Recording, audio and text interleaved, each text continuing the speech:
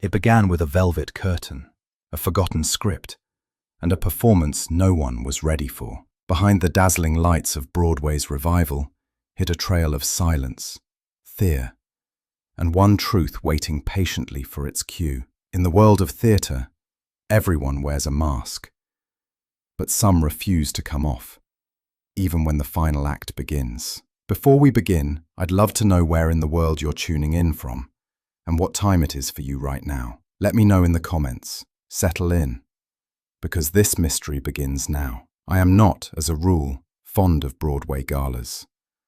The combination of champagne with too little fizz and applause with too much volume makes for an evening that tests the durability of my dinner jacket and the flexibility of my patience. But when Lily Rowan asks me to escort her to the revival of a play called The Final Mask, with the emphasis on final pronounced as if it were French pastry, I don't argue. Some battles you win by surrendering early, preferably with a well-knotted tie. The event was dressed in black tie confidence and reflected light.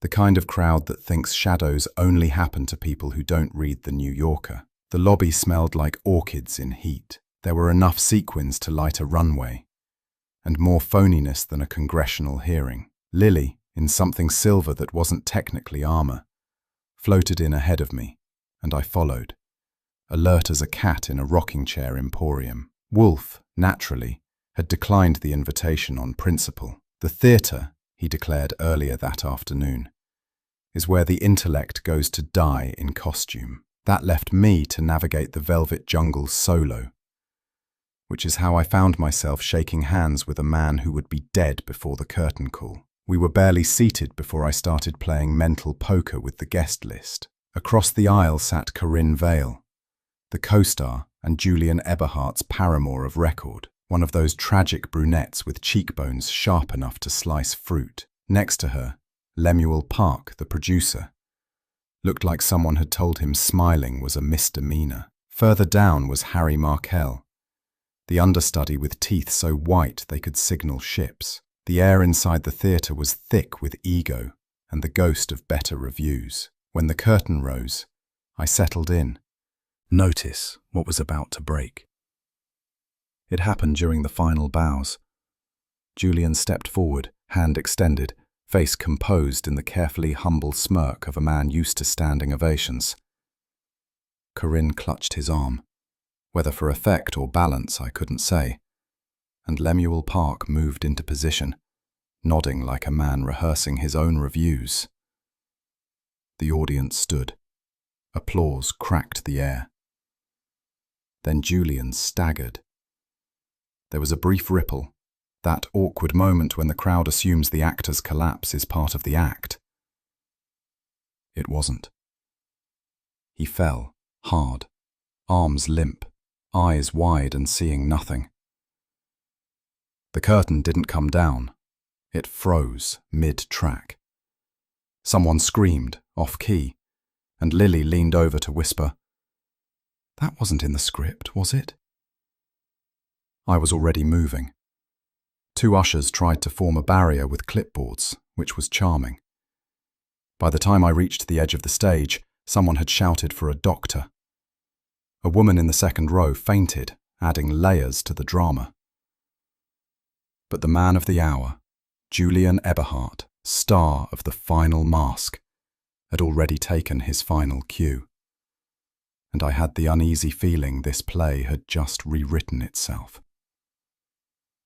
Backstage, the mood had mutated from glitter to grease paint panic.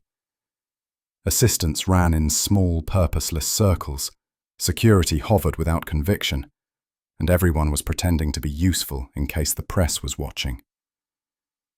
I ignored the noise and followed the trail toward Julian's dressing room. I wasn't officially investigating anything, of course.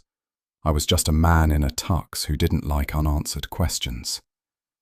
And besides, Wolfe always said that death, however inconvenient, was rarely accidental in a room full of motives. The dressing room door stood open. Inside, someone had knocked over a bottle of cologne, something expensive, probably French, currently waging war with the scent of brandy and artificial stage blood. A silk scarf was crumpled on the vanity. A crumpled envelope had slid under the divan. I didn't touch it. Yet. A stagehand passed by, eyes wide and unfocused. "He just dropped," he said, to no one in particular. "Didn't even flinch." I made a note of that. People don't always flinch when they fall, but sometimes if they know what's coming, they don't get the chance. Corinne Vale emerged from a side hallway, pale as moonlight in sodium fog. Her hands were bare, save for one glove twisted in her grip. I moved toward her slowly, not wanting to spook whatever cracked composure she was still clinging to. She didn't see me at first. She stared through the corridor, as if watching a memory on a screen only she could see. Then she said it, softly to herself. Or maybe not. "It was supposed to be him," she whispered. The glove dropped. I bent to retrieve it, but she turned sharply and vanished into the dressing room next door clicking behind her, like a lid on something that shouldn't breathe air. I stood there, glove in hand, wondering who him had been. Julian, the man now horizontal on a stretcher, or someone still vertical and therefore still dangerous. I pocketed the glove, not because I thought it was evidence, but because it was the only thing she'd left behind that hadn't trembled. The medics did their work with crisp detachment, which was probably all that kept the scene from tipping into full hysteria. I hung back near the corridor, catching fragments of conversation, filtering for anything Wolfe would call probative. One of the paramedics, square-jawed, sweatless, probably new to death in tales, knelt near Julian's stretcher, examining the foam at his lips. Then he straightened and muttered to a uniformed officer, low, but not low enough. Poison. Brandy bottle still warm. I didn't blink. Poison was one of those words that belonged on paper, not in lobbies. I made a mental note, a sharp one, and filed it in the compartment labelled, "Tell Wolfe first thing in the morning." Poison meant planning. Planning meant motive. And motive meant we were no longer in the land of tragic heart attacks and backstage sob-stories, which also meant my evening was about to become professional, whether I was wearing a tuxedo or not. The backstage lounge had become a low-budget drama of its own. Every actor was putting on their best mask, and come back next week. Julian was always dramatic, she said, but really, to die on stage? Typical. Then Lemuel Park, the producer, who greeted me with the sweaty affability of a man whose investment had just bled out on the velvet. "It's a tragedy," he muttered. "We were nearly at capacity." "Did you see that reception?" Yes, I had. Applause doesn't mean innocence. And as I left the lounge, I couldn't shake the feeling that half the cast was auditioning for something far worse than an understudy slot. At 7:42 the next morning, as I was halfway through the second cup of coffee, and Wolfe was halfway through the Gazette, starting, as always, with the orchid column, the doorbell rang. Fritz peeked into the office with the facial expression he reserves for deliveries that don't smell like smoked ham. "A gentleman, Mr. Goodwin. Rather damp, rather insistent." It was Lemuel Park, minus his Broadway polish, coat unbuttoned, tie like an afterthought. He clutched his hat like it might leak. His face was the same shade as wet flannel, and his voice, when it emerged, was thinner than the morning air. "I need to speak to Mr. Wolfe," he said. Wolfe did not look up. "Then speak, sir." "You are already here, and I am already burdened." Park swallowed hard. "It's about Julian Eberhardt," he said, "and whatever he was planning to reveal." Wolfe closed the paper, not sharply, but precisely, as if folding away the world. "Archie," he said, "bring him a chair." And just like that, we had our first client. It was a Thursday, which meant the lunch tray included Fritz's creamed haddock, asparagus spears arranged like infantry, and Wolfe's opinions served hot with mustard. I was halfway through my second roll when he paused over his fork and fixed me with the look he usually reserves for words like improvisation or impropriety. The theatre, he announced, is a folly of pretense, an industry wherein deceit is professionalized, emotional excess is rewarded, and intellect is reduced to a painted backdrop. It is, in essence, the inverse of a civilized meal. I reach for the salt. You're in a mood. I am in a state of rationality. The arts, Mr. Goodwin, should elevate. The theatre merely amplifies vulgarities in verse. Tell that to Shakespeare. Bah! He pushed a flake of fish aside with surgical precision. The man wrote about kings and clowns in the same breath. That is not wisdom. It is indigestion. I let it sit, watching him chew the rest of the haddock with grim satisfaction. He was halfway through defending Gregorian chant as the only legitimate dramatic form when the doorbell rang, and my appetite for actors began to look like the least of my problems. The orchid room was unusually humid, which did little for my patience. I had trailed Wolfe there after lunch, hoping proximity to the plants might ease his resistance. No such luck. Wolfe, I said, I'm not asking you to rewrite Hamlet. I'm asking you to consider that Julian Eberhardt didn't keel over because the audience applauded too hard. He didn't glance up from the roots he was misting. You're asking me to enter the shrill and overpopulated arena of theatrical grief. You are asking me to observe the unsightly flailing of egos drenched in cologne. You are asking me, I'm asking you to consider that someone slipped him poison. He paused, just long enough to let the word curl in the air. Poison, he repeated, as if tasting a flavor not on Fritz's shelves. According to a medic, I said, brandy bottle, backstage, neat little exit. That may qualify as homicide, not intrigue. I stepped closer. You said yourself that no one kills over dialogue, but they do over secrets. And Park, the producer, is squirming like a man with more than a refund to worry about. He set the mister down. You think this will require intellect? No, sir, I said.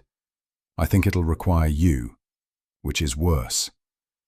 He grunted, but his eyes lingered on the orchids without seeing them, and that told me the curtain hadn't fallen on his curiosity just yet. Lemuel Park arrived looking like he'd been chased down Park Avenue by creditors with monocles. The overcoat was cashmere, yes, but it drooped like it had lost confidence in his shoulders. His clarity, Julian. He was going to say something about the past, something no one wanted to hear. That earned a twitch from Wolfe's eyebrow, a small signal, but in his case the equivalent of a blaring siren. And just like that, the smell of something worthwhile began to rise. Park offered money, and not the kind that comes in envelopes with unmarked stamps. He named a figure that would have made Wolfe hum if he had been built for melody. Instead, Wolfe's eyes narrowed with slow deliberation, like a man measuring the weight of a gun in his hand. You'll have no interviews, Park promised. No cameras, no curtain calls. I can guarantee a week of peace. I could have laughed, but Wolfe beat me to it, not with mirth, but with decision. Mr. Park, he said, if the fee you've quoted includes uninterrupted mornings, full jurisdiction over the facts, and the absence of fools, then I accept. Park exhaled in relief. But, Wolfe added, voice tightening, I will not permit deception. If you know more than you've said, now is the moment. Park shook his head. I swear I only know what Julian hinted. And that he was afraid. Wolfe reached for his beer. Then you are already more useful than most men who enter this room. And just like that, we were in it, the lights up, the curtain raised, and murder taking its first bow. Corinne Vale received me in a suite at the Mayflower, draped in grief and something with shoulder pads. Her voice was sanded down to its last smooth edge, but her eyes were raw, not from weeping, but from having too many questions and no safe place to ask them. I told him not to go through with it, she said, stirring tea that neither of us believed she would drink. Julian was obsessed. He said the play had to end differently this time, that it had to reflect the truth. I made notes, mental and otherwise. Then I visited Harry Markel. He opened the door, grinning like a man trying out his own name in bigger typeface. "Tragic," he said, shaking his head. Julian was an icon. I admired him terribly. He said it like a eulogy with footnotes. I asked about the brandy backstage, and he shrugged. Julian drank privately. I never touched it. Last was Flora Eberhardt, who greeted me like a hostess expecting an apology. Julian always did enjoy melodrama, she said. Even in death, he knew how to hold an audience. Each of them had mourned with precision, and each had something to hide. The kind of thing that doesn't show under lights but leaves fingerprints on regret. I stopped by the Theatre Guild's archive with a name and a question. The name was The Final Mask. The question was how much of it had ever been fiction. The original production, it turned out, had closed abruptly 20 years ago, mid-run, no announcement, no explanation. I flipped through yellowing playbills and internal memos written in ink with too many adjectives. The dates lined up, but something didn't smell right. Backstage staff from that era had vanished, but one assistant stage manager now ran a bookstore near Gramercy. I found her among paperbacks, looking like someone who hadn't forgotten what she wasn't supposed to remember. "Yes," she said after a pause that spoke volumes. "There was an incident. Someone got hurt. A young actress fell during rehearsal. It was quieted down. The official story was forgettable." I asked if the play reflected it. She met my eyes. It was it. Every line, every scene. It was their guilt dressed in dialogue. Back at the brownstone, I gave Wolfe the report. He tapped the arm of his chair once, twice, and said, "A drama that rewrites the past is not a tragedy, Mr. Goodwin. It is a confession in costume." And I knew we'd struck a nerve worth following. Julian's dressing room had been cleared, but not cleaned. I slipped the lock with the same care one reserves for old memories and fresh evidence. The place still smelled faintly of stage makeup and resignation. In the drawer beneath the mirror, I found it. A torn page, half folded, wedged under a box of cufflinks shaped like masks. The paper was thick, deckled at the edges, and bore one line in neat, dark ink. "You promised never to speak." Milton Berridge lived in the kind of fourth-floor walk-up that architects design only if they dislike knees. The building was pre-war in the sense that it had clearly lost one, and Berridge himself answered the door like a man already planning to regret it. "Mr. Goodwin," he said, squinting at my card. "From Nero Wolfe." "Yes, come in, I suppose." The room had curtains drawn so tightly they might have been hiding from sunlight's bad reviews. Books leaned against one another for structural support. A typewriter squatted on a folding table like it had recently witnessed something. Milton had aged in that uniquely theatrical way, thinning hair grown longer for effect, eyes that squinted not from weakness but calculation, and a voice with too many syllables per sentence. He poured tea from a chipped pot and didn't offer me any. "If this is about Julian," he began, then paused. "Then I suppose you'll want the truth." "That would be an innovation," I said. "Broadway's been short on it lately." He didn't smile. He should have left it buried. That play, it was never meant to rise again. There was something in his tone. Not fear, not grief. Something older. I stayed quiet and waited for him to stop circling whatever grave he hadn't quite confessed to digging. Berridge didn't like silence. He filled it compulsively, like a man who feared what it might echo. "Julian came to see me," he said. 3 weeks ago, out of the blue, as they say. He wanted to talk about the first version. "You mean the first production of The Final Mask?" "No, I mean the truth behind it. The version we never staged. The one we lived." He lit a cigarette with fingers that shook just enough to contradict his tone. He said he couldn't sleep. That the revival was a mistake. That we owed her, that girl, some kind of posthumous dignity. "Her name?" I asked. He looked at me, Not like he didn't know, but like he didn't want to know it aloud. Eleanor Frost. That was all he said, and it was enough. I asked why the show had closed. We were given a choice, he said. Close the curtain, or let the truth find its audience. He stubbed the cigarette out, hard. Julian came back to make peace. But he waited too long. The room felt colder, though the radiator wheezed steadily behind him. Berridge met my gaze and added, almost as an afterthought, I don't think he died by coincidence. I spent the next day chasing ghosts who had once worn grease paint. The 1940s production of The Final Mask had closed after 11 performances. No announcement, no explanation. The cast had dispersed, like leaves in a wind too well timed to be natural.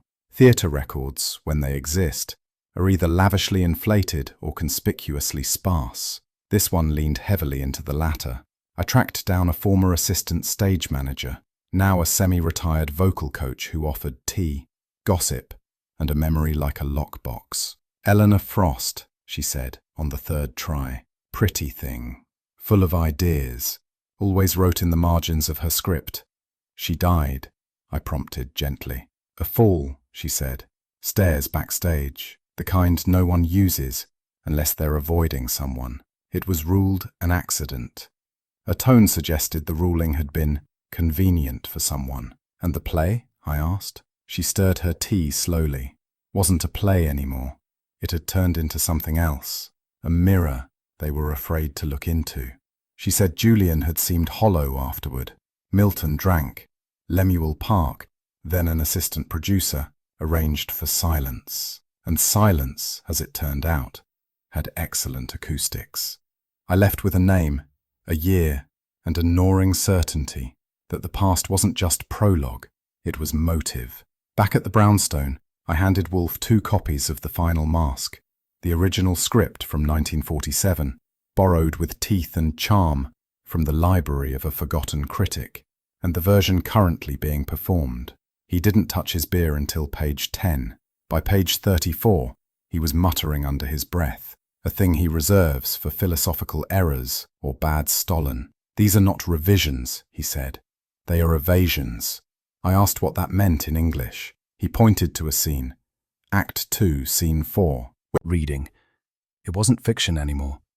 The door didn't open, it barged, which meant only one thing, and it came with a cigar and a growl. Damn it, Wolfe, Inspector Kramer said. I told you to stay out of this. You did, yes, Wolfe replied without looking up. Your consistency remains unimpeachable. Kramer planted himself in the nearest chair without invitation and slapped a manila envelope on the table. Autopsy's back. Cyanide. In the brandy, Wolfe reached for the envelope as if it were a lemon tart, with caution and vague distaste. He drank from his own bottle, Kramer continued. It was stashed in his dressing room. No prints but his. We're checking for tampering, but the seal was broken. Could have been days ago. And motive? Wolfe asked. Kramer scowled. You tell me. You're the one collecting thespians like postage stamps. Your metaphor is deficient, Wolfe said. I intervened. Julian was about to reveal something. He'd gone back to Berridge. He was rewriting the end. Kramer sat back, exhaled smoke. If he was a threat, someone made sure the curtain came down early. Wolfe folded the autopsy report, then closed his eyes briefly. Poison is not panic, he murmured. It is preparation. And I could tell the wheels had begun to turn. Slow, grim, and precise. Wolfe sat at his desk with Julian's annotated script, open like a confession laid bare. The notes were in pencil, cramped but legible, with margin scribbles that spoke more honestly than the play itself ever had. He didn't speak for a long time.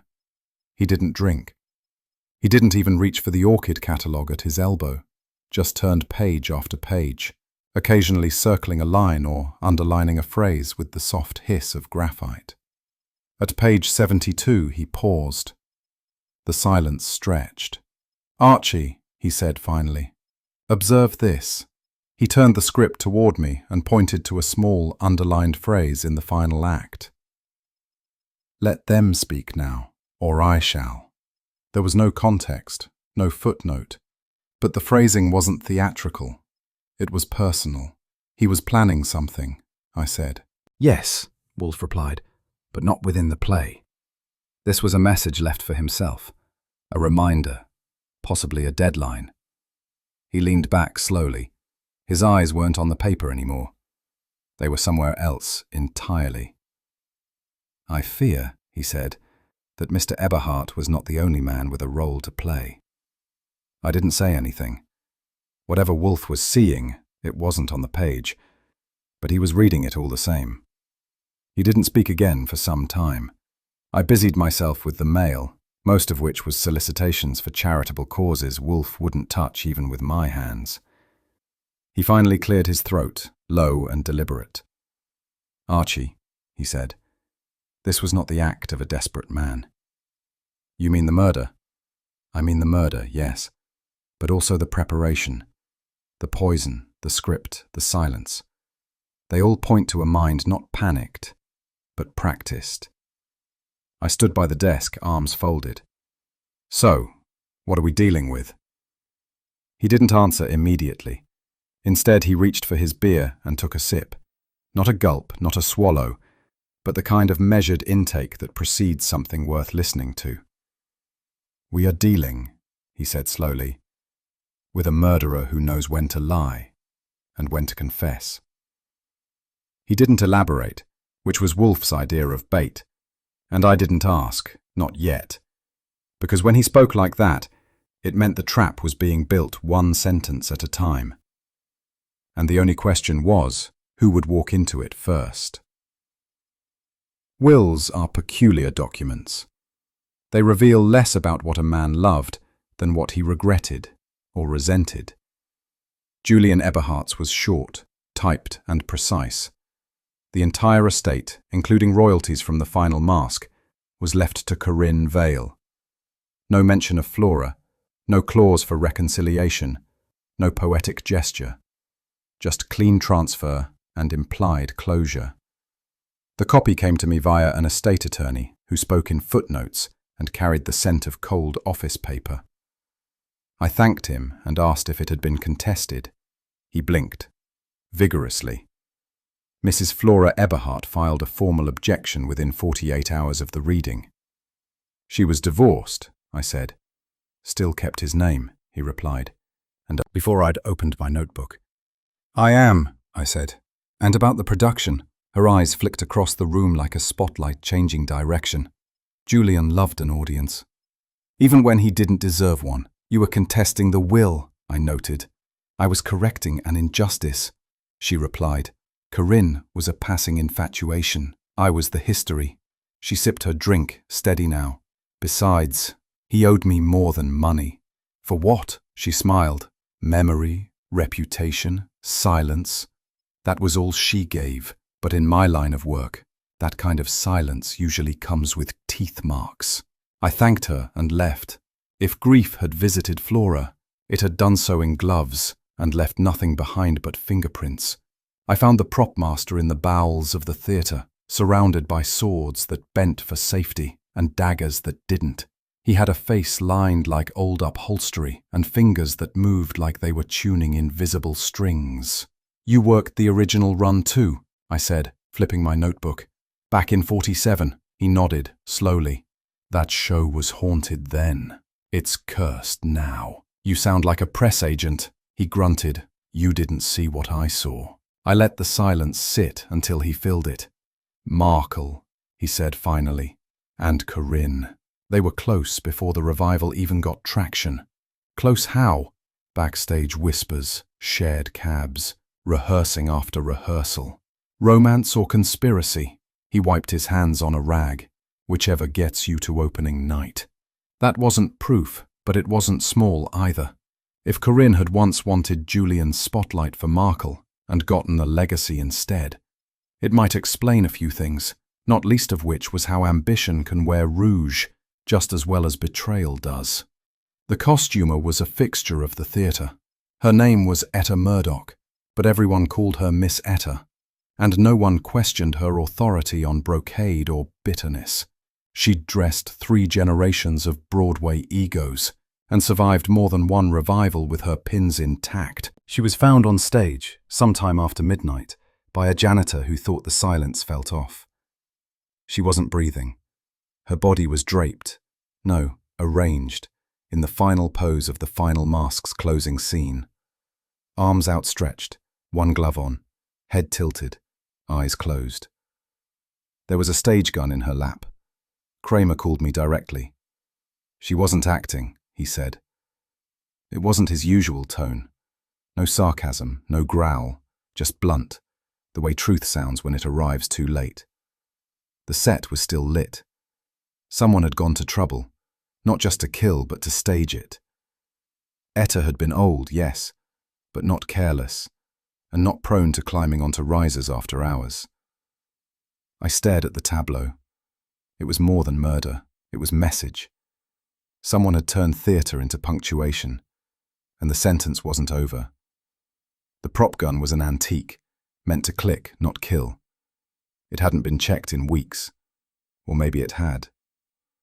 Kramer stood beside it with his hands behind his back like a priest officiating a baptism he didn't approve of. His cigar was unlit, but twitching. "Live round," he muttered. "Only one. Straight through the chest, clean. Who loaded it?" "That's your question, Goodwin?" "My question is who knew she'd be on stage alone?" I didn't answer. The stage felt smaller now. The velvet drapes, the painted columns, the wings. All of it felt like pretense wrapped around menace. Miss Etta had been the kind who liked things in their place. The idea of her standing in position, arms out, recreating a finale she didn't write. It didn't track. Not unless someone directed her there. "Someone wanted to rehearse murder," I said. Kramer didn't move, and they used the script to do it. He turned away then, quietly, but I stayed a moment longer, because that stage wasn't just stained, it was echoing, and whoever set the scene still expected applause. By the next morning, rehearsals were suspended. Not postponed, suspended. The kind of word theatres don't use unless there's blood in the wings. Corinne Vale cancelled all public appearances. Harry Markel offered condolences to anyone with a pen. Flora had already sent a lawyer to the press office. Berridge was last seen entering a cab outside the theatre at 10:17 p.m. The driver remembered him because he tipped in coins and muttered about train schedules. That was the last anyone heard. His landlady called me when he didn't return. Wolfe sent me to investigate, though his voice held that subtle flavour of disdain he reserves for people who vanish without proper footnotes. The apartment had been cleared quickly. A suitcase gone, drawers left half open, typewriter uncovered but cold. What remained was a single page, typed and unsigned, left folded on the kitchen table like a note no one was meant to read, but everyone would. I was always meant to be the last act. That was it.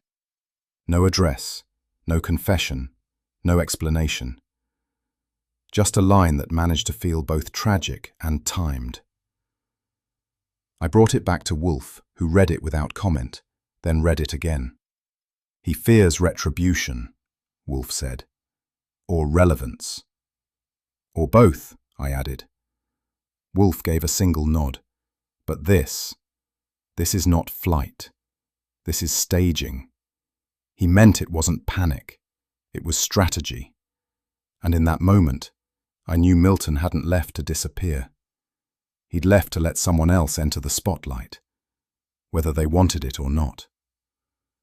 Wolfe didn't bellow. He didn't declaim. He simply dictated the list with the same tone he used to order cornmeal for Fritz. Brisk, definitive, and utterly unburdened by doubt. "Every surviving principal from the production," he said. "Cast and crew. Mr. Park will ensure their compliance. Voluntarily, if they are not fools." I was at my desk, pencil poised. You want all of them here, at once? One at a time, he said. I've no wish to stage a pageant. He lifted his gaze just enough to meet mine. You will make the arrangements, Mr. Goodwin. Kindly suggest to Mr. Park that failure to produce his collaborators will suggest complicity.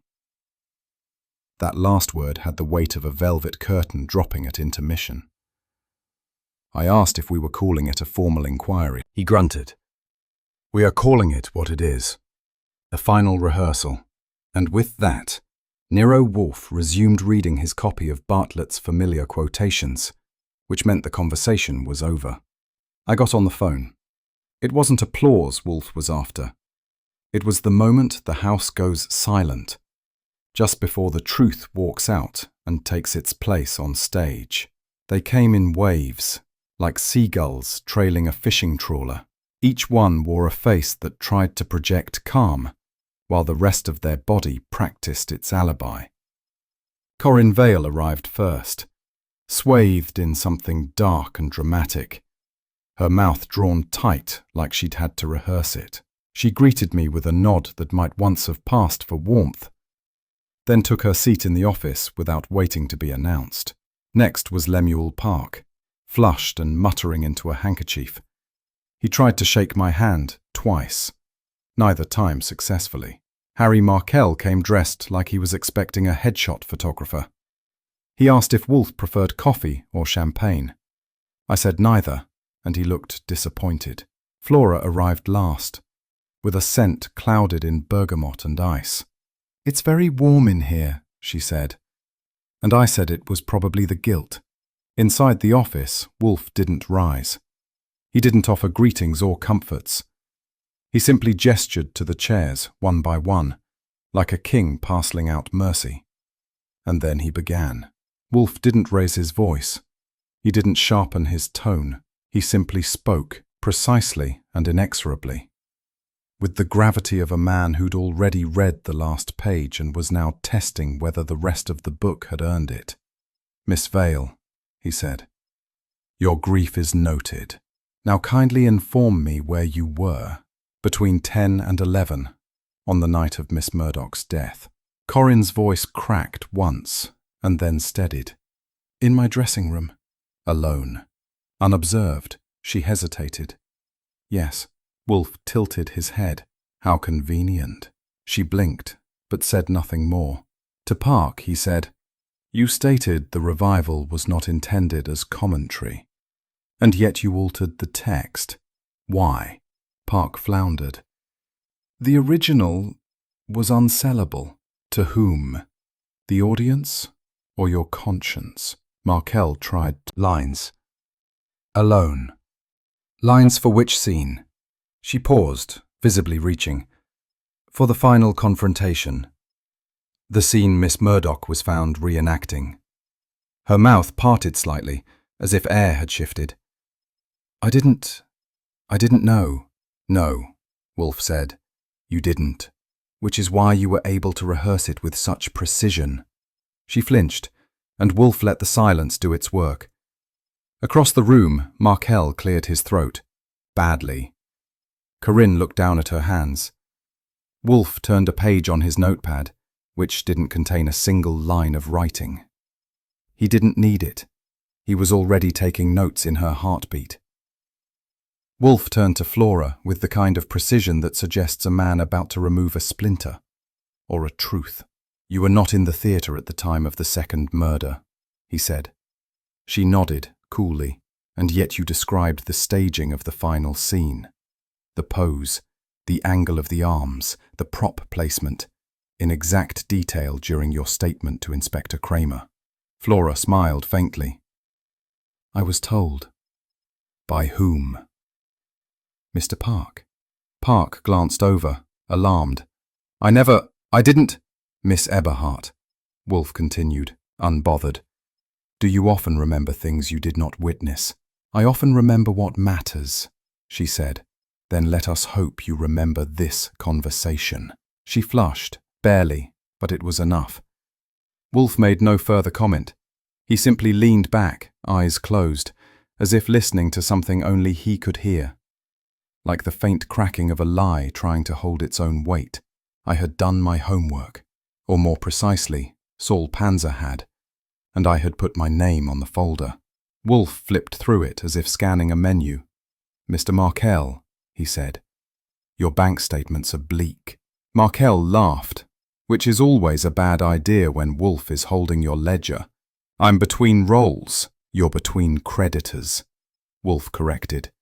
"You have debts in 5 figures and a performance clause in your current contract that activates upon the replacement of a principal actor."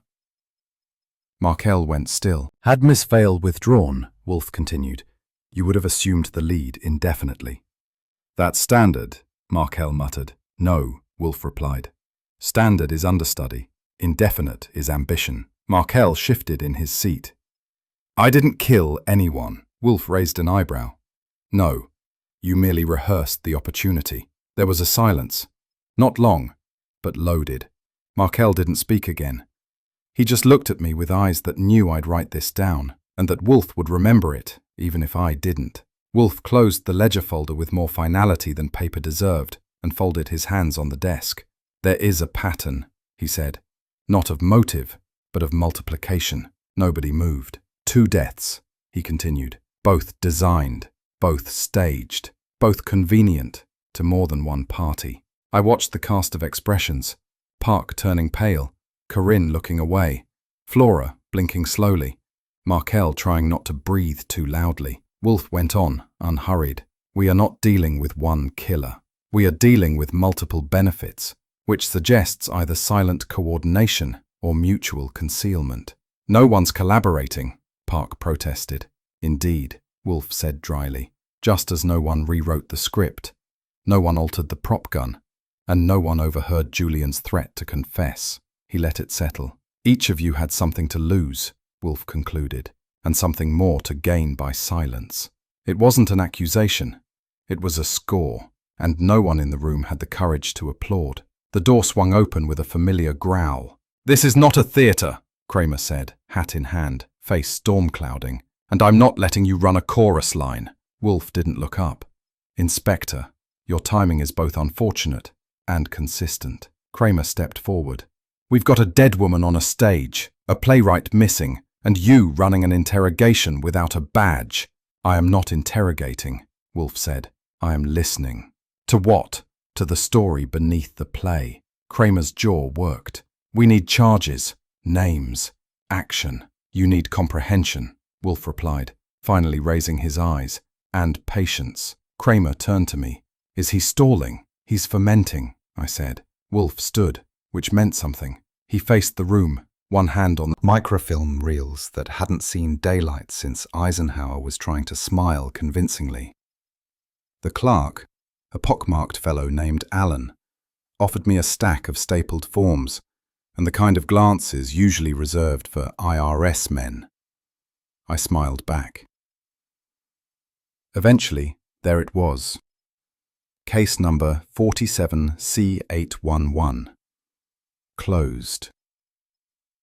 A young woman named Eleanor Frost, aged 21, died on premises during the dress rehearsal of the final mask. The cause of death?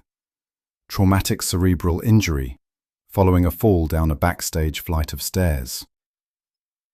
I read the details twice.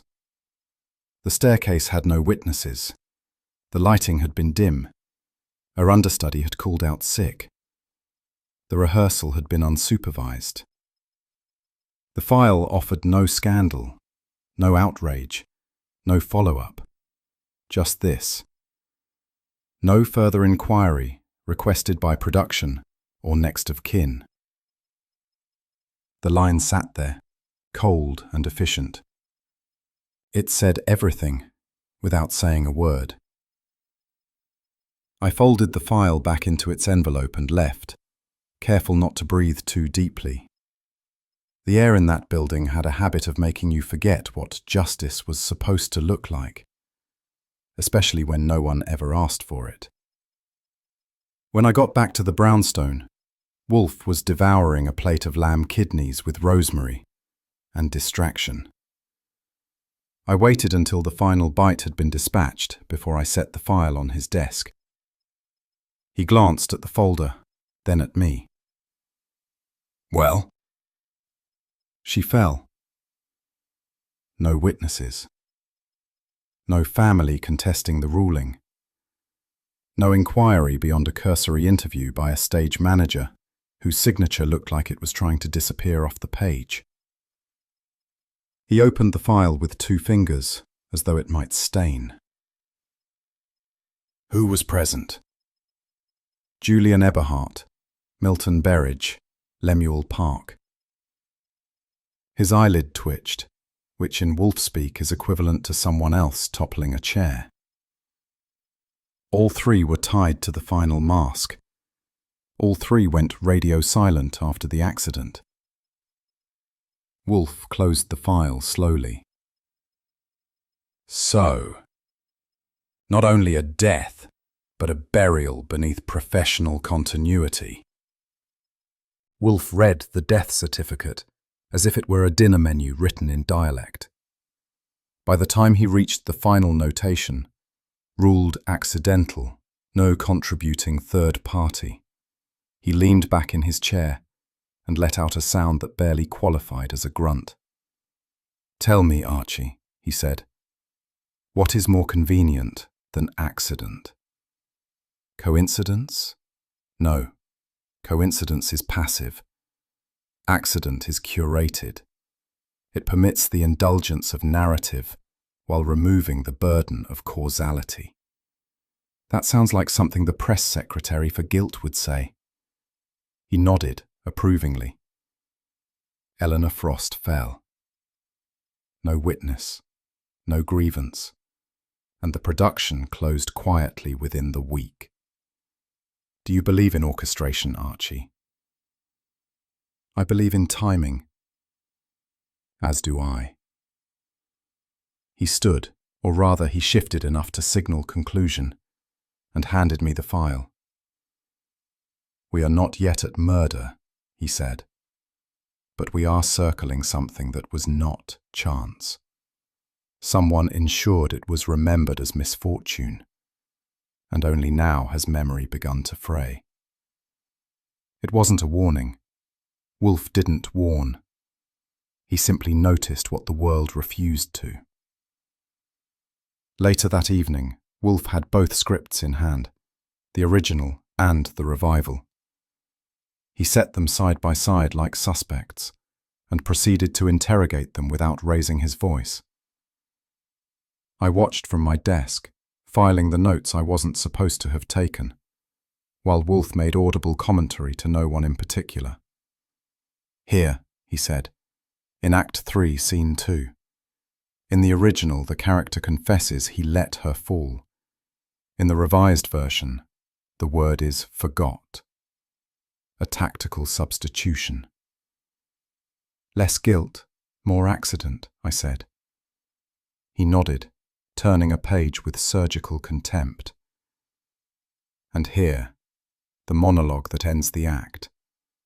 Originally, the scream still echoes. Now, the silence taught me. It has been lacquered with metaphor, sanitized. Wolfe removed his glasses and tapped the frame against his palm. "This is not adaptation," he said. "It is camouflage." "Which begs the—" "Let her down," I said. "Subtle." "No," Wolfe snapped. "Calculated. To unburden the character from culpability, to convert guilt into emotional ambiguity, I looked at the character's name. Victor. A name not present in any of the witness statements, yet a shadowy stand-in for someone whose identity had once walked among the cast. Wolfe sat back, laced his fingers. Someone rewrote their conscience.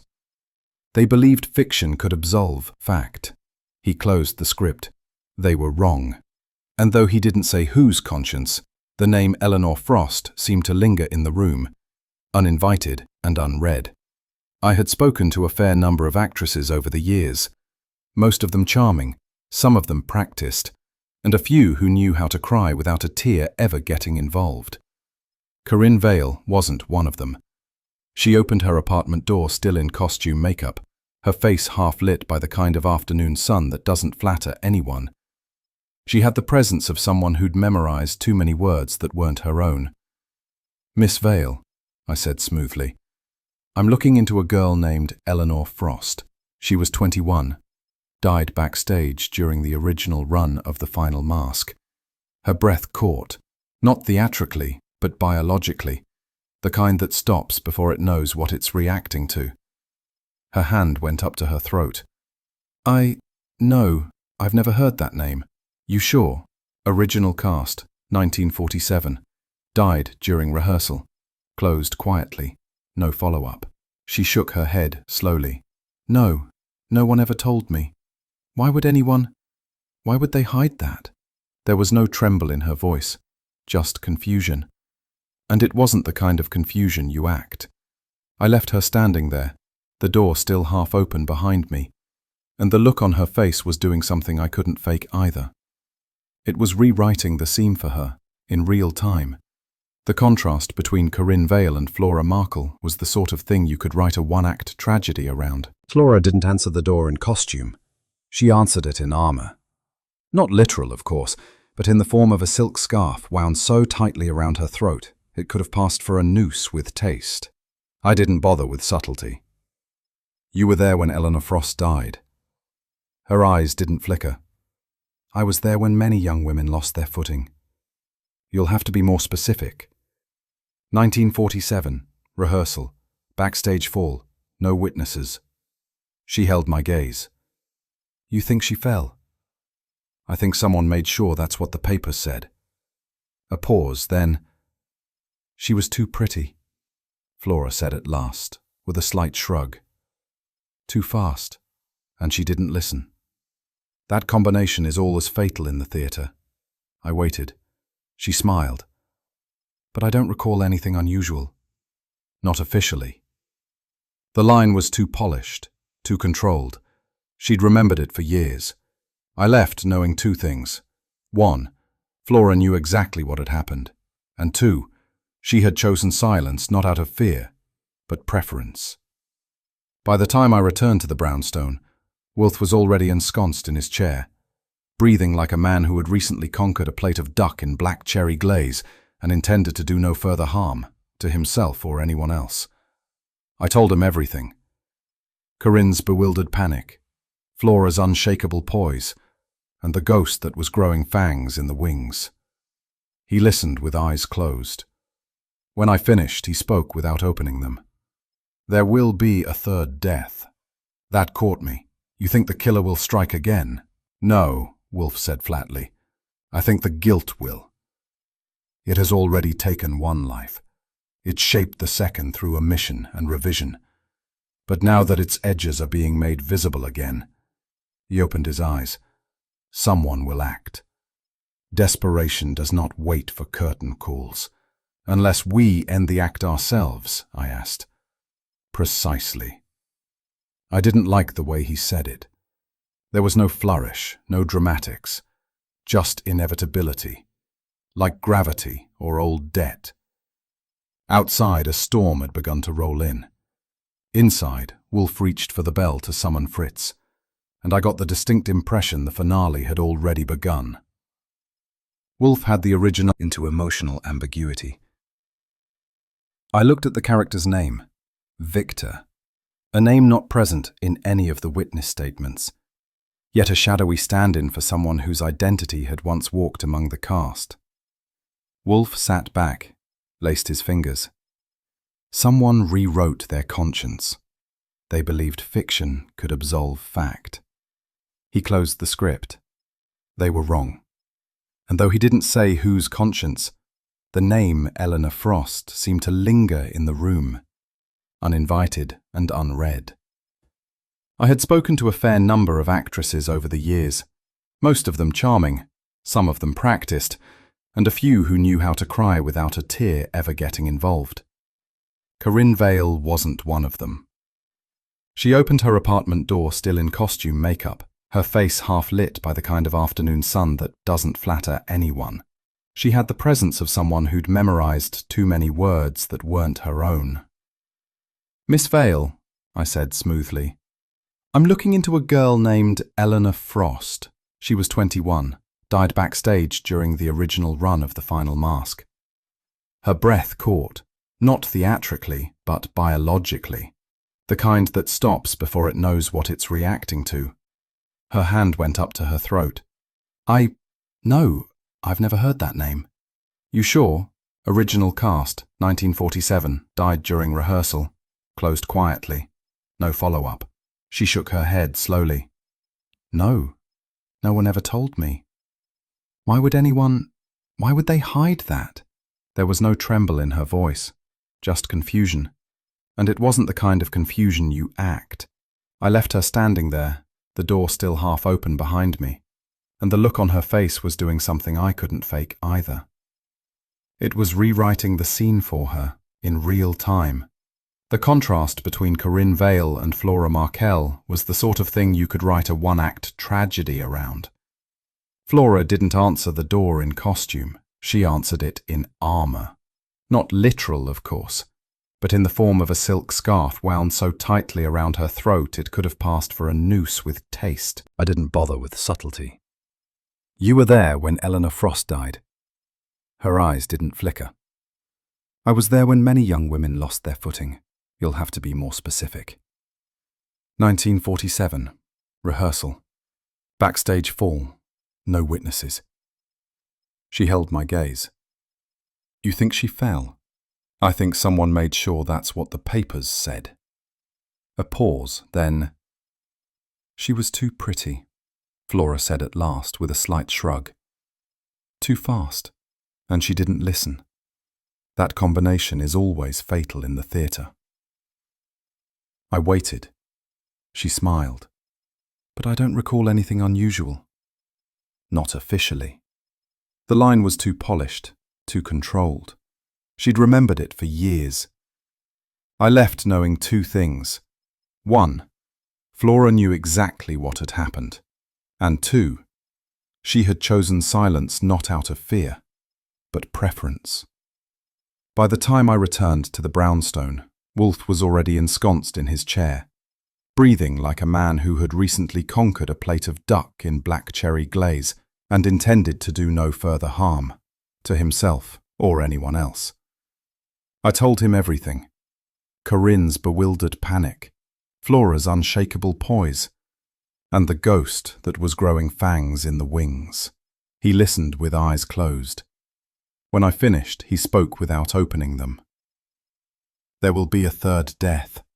That caught me. "You think the killer will strike again?" "No," Wolfe said flatly. "I think the guilt will. It has already taken one life.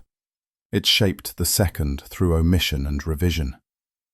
But now that its edges are being made visible again..." He opened his eyes. "Someone will act.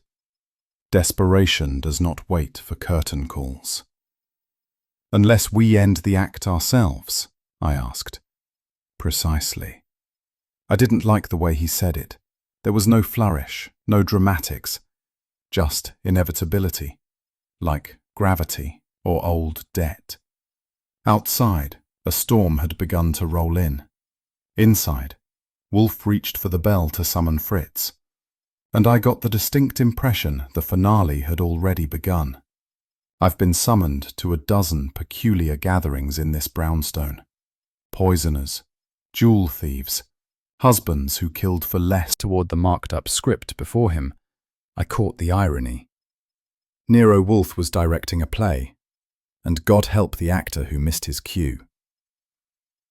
Wolfe's fingers traced the typewritten page like a scholar consulting the Dead Sea Scrolls. The original version of The Final Mask, the one that hadn't made it to stage, or at least not honestly, lay open before him, its dialogue raw, specific, and by now, weaponized. "One by one," Wolfe said, "you will each read the lines as they were first written. Not revised, not redacted, not glossed into pablum. The truth has cadence. He handed the script to Corinne Vale first, who took it with hands that had known applause, but now trembled at silence. She began the monologue. Her voice was steady until it wasn't. I told her not to open the letter. Her words caught. I told her. Wolfe held up a finger. The line is, I gave her the letter. I let her read it. Please. She swallowed and nodded. I saw the sweat at her hairline. Flora took her turn next, and, to my surprise, read without pause or hesitation. No stumbles, no substitutions. The lines were buried in her like roots. Wolfe looked at her, quiet but focused, and said only, Curious how memory favours the complicit. Corinne Vale made it to the second page before she fractured. The line was simple. She never came back through the stage door. But when she said it, it cracked like a bone under weight. She stopped. Her hand fluttered to her mouth, not for performance, but for preservation. A tear followed, and then another. Not graceful, but the kind that rewrites mascara into hieroglyphs. I'm sorry, she whispered. I didn't know what it meant. Wolfe did not comfort. That's not in his playbook. He turned to Flora. Would you be so good as to assist Miss Vale by supplying the line? Flora obliged and did so fluently. She never came back through the stage door. Wolfe closed the script. An elegant paraphrase, not present in any published draft. Flora blinked once. Just once. I read it in rehearsal. No, you wrote it, Wolfe said quietly. Your familiarity is too fine for distance. I watched her chest rise, but not fall. And in that stillness, I saw her finally slip the mask. The doorbell rang. Fritz, with characteristic grace and lack of curiosity, admitted Inspector Kramer. And behind him, a man with the complexion of curdled cream and the posture of regret. Milton Berridge had returned, or rather, had been returned. According to Kramer, he'd been caught at Penn Station attempting a discreet exit involving a Pullman ticket and a suitcase that smelled faintly of talcum and panic. Wolfe gave him a glance only slightly warmer than a North Atlantic gust. You absconded, he said. That is inadmissible. Milton clutched the handle of his case like it might contain absolution. I wasn't running, he said unconvincingly. I was retreating. Semantics, Wolfe replied. The moral impulse of cowards. Kramer grunted. You said you needed him. Indeed, Wolfe said, and timely. We have reached the denouement. He gestured towards the chair still warm from Flora's confessions. Milton sat, slowly, reluctantly, and I braced myself, because no one hides in a station unless there's a timetable of guilt. Milton's hands trembled more than his voice, but only just. I knew I was next, he said. After Julian and Eleanor, I knew the past was circling back. The play was a curse. It always was. Wolfe arched an eyebrow. A convenient metaphor, but the curse had a hand and a motive. Milton blinked, then leaned forward. I didn't kill anyone, but I knew, we all knew. Eleanor didn't just fall, she was pushed by something, not someone. Fear, maybe. Shame. Wolfe's voice sharpened. Be precise, Mr. Berridge. The tragedy of youth may be accidental. The concealment of its cause never is. Milton looked towards Flora, but found no anchor there. We agreed, he said softly, to let it die. We thought it was safer buried. But then Julian brought it back to the scaffolding. You did not push. You permitted the fall. Flora said nothing. And when Julian rewrote the play, using names too near the truth, placing guilt where guilt had been, you killed him. Not for cruelty, for preservation. The inheritance was incidental, but convenient. Still, she held the silence, until Wolfe added, "You altered the script again, removed the line that mirrored your own crime. You called it redrafting. It was erasure." Finally, Flora spoke, low, almost reverent. "It was never meant to be produced." "No," Wolfe agreed. "Only forgotten." Kramer shifted, but didn't interrupt. Wolfe looked at him, calm. "You may arrest her now, if you please." The curtain has fallen, and Flora, ever the professional, didn't object to her final exit. Kramer had barely finished scribbling his notes when Wolfe turned his gaze, unhurried, toward the remaining question mark in the room. And the death of the costumer. Flora had given nothing, and Milton had denied everything. But Wolfe's tone told me he already had the answer filed and indexed. "It was not Flora," he said. "She had concluded her performance." I raised an eyebrow. "So who wanted the understudy off the stage?" Wolfe didn't look at Milton. He looked at Markel. Not Flora, but her cousin. Quiet, forgettable, and until now easily dismissed. "She was a threat," Wolfe said. "You mistook her nervousness for ignorance." But she had found the letters, and the original script. You needed Corinne to withdraw, so you staged a warning. Markel blanched. It was crude. Poison in the costumer's tea. She shared cups. Wrong sip. Wrong victim. Silence. Then a slow nod from Kramer. Wolfe sighed. Even the wings were no refuge, it seems. Ambition writes its own reviews. I wrote that one down. Kramer stood. The room was hushed, not out of reverence, but aftershock. Wolfe, still seated, pressed his fingertips together. "Inspector, the stage is yours. You may now collect the applause." No one clapped, but no one argued. When the door closed behind them, the silence returned. Not empty, but full. I glanced at Wolfe. "Satisfied?" He opened his eyes just slightly. "A play has no justice, Archie. Only endings." He reached for his beer. I turned out the light over the desk, and for a moment the brownstone held its breath. Outside the rain began again, as if cued by an invisible stagehand, and inside the director rested. Curtain closed. Inspector Kramer doesn't so much walk into Wolfe's office as storm through it, with the determined scowl of a man who's arrived just in time to miss the first act, but intends to rewrite the final scene anyway. He took one look at Flora Markel, perched on the edge of the red settee, like a wilting orchid, and jerked his thumb toward the door. "Let's go," he barked. Flora lifted her chin, but her voice had lost its practiced vibrato. "On what charge, Inspector?" "Don't test me, Miss Markel," he said. "Or do you prefer Mrs. Eberhardt?" Wolfe, ensconced in his chair, laced his fingers over the gentle rise of his stomach. "The charge, Inspector, is murder. First of Julian Eberhardt, then of the unfortunate Miss Renee Cranston, who died so that Miss Vale might remain just frightened enough to stumble." Kramer didn't thank him. He never does. But I saw his eye flick to Wolfe, the way a man looks at a locked door that's just opened on its own.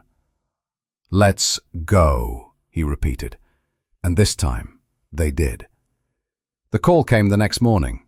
Lemuel Park's voice had the drained composure of a man who'd seen the edge of a stage and decided not to take the bow.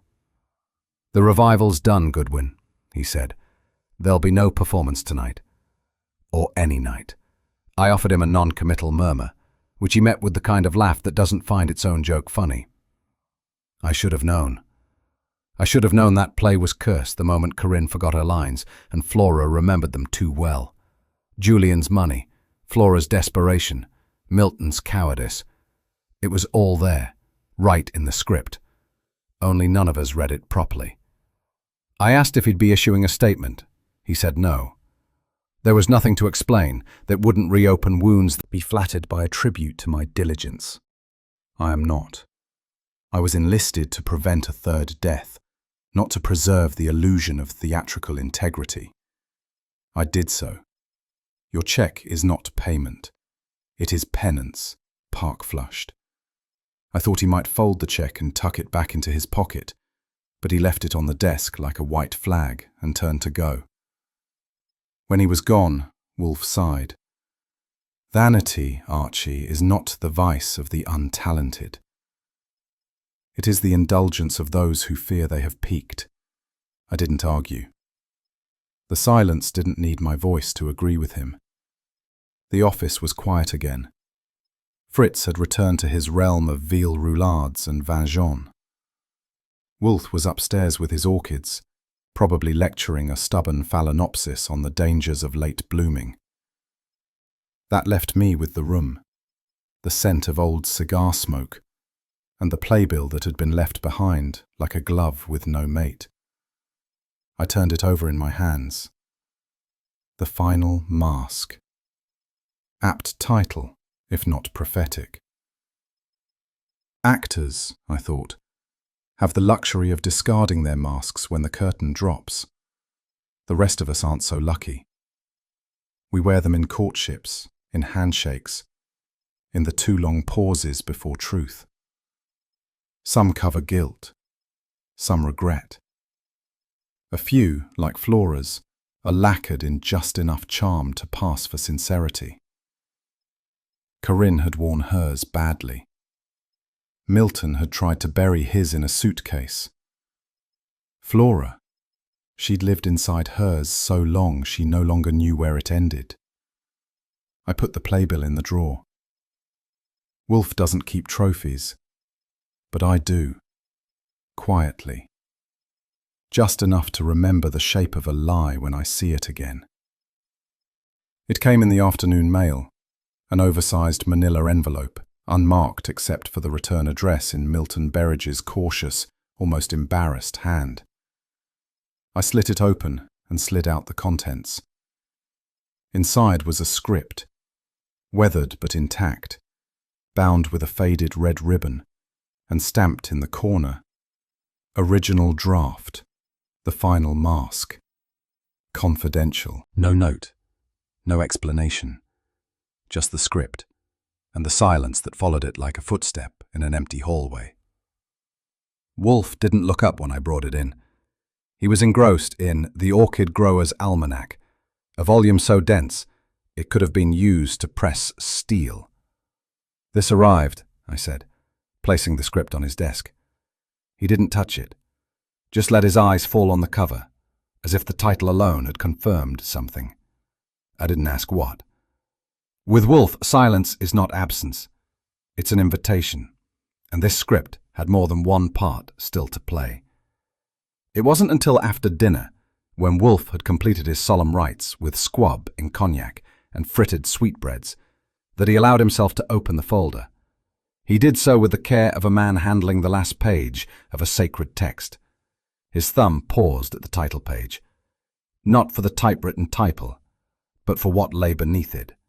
A single line, handwritten in ink that had faded just enough to prove it hadn't been penned in haste. The truth was always waiting for its cue. Wolfe stared at it, not in admiration, not even in disdain. He stared the way a man might regard a locked chest whose key had always been in his own pocket. I said nothing. Sometimes words are just clutter. Wolfe didn't turn the page. He didn't close the folder either. It stayed open, the inscription exposed, as if inviting the room to absorb its meaning. A playwright's conceit, I offered finally. Wolfe shook his head. A confession, couched in metaphor, the only form some truths will allow. And still, the folder remained open. Later, long past the hour when civilized conversation usually surrendered to sleep, I found myself alone in the office again. The script still sat on the desk. The title page splayed like a wound that refused to scab. I read that line again. The truth was always waiting for its cue. Milton hadn't mailed it to clear his conscience. He'd mailed it because truth, like theatre, demands an audience. And perhaps in some crooked corner of his soul, he knew Wolfe would be the only man to read it without flinching. It struck me then.